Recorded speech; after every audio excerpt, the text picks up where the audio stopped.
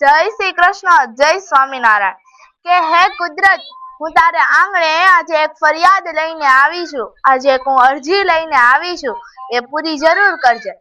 કે સેટેલાઇટ દ્વારા સરકારને એ ખબર પડી જતી હતી કે ખેડૂત કેટલા પાક લે છે.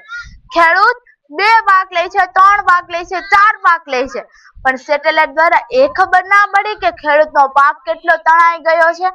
કોરોનામાં ઘરે ઘરે ડ્રોન ઉડતા હતા, લોકો ઘરની અંદર શું કરે છે ને એ પણ ખબર પડી જતી હતી. હજી તો બહાર ડોકું કાઢ્યું હોય ને ત્યાં ખબર પડી જતી હતી કે પોલીસને કે આપણે બહાર જોઈએ છીએ. અને હવે ખબર ક્યાં ગયા, હવે ડ્રોન ક્યાં ગયા, હવે એ ખબર ના પડી કે ખેડૂતનો પાક કેટલો તણાઈ ગયો છે.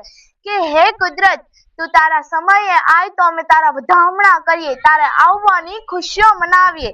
કે આ જગતનો તાત હતો ને એ ભેગું કરતો હતો, ત્યારે તું આવી ગયો. એના ઘરે દીકરીનો લગ્ન હતા, દીકરાને ભણવાનું બાકી હતું અને એક ખાટલો ઘરે હતો. હવે એનું શું થશે?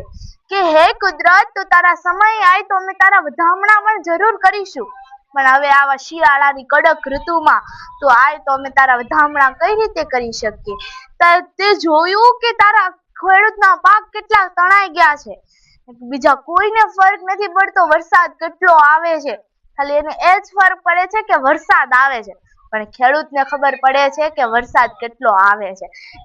એના ખેતરમાં ભેગી કરેલી માંડવી હતી એ તણાઈ ગઈ છે. હે કુદરત, હવે તો જો તું મારા આ જગતના તાત સામે, પેલા પોતે નથી જમતો, પેલા આખા જગતને જમાડે છે, પછી પોતે જમે છે.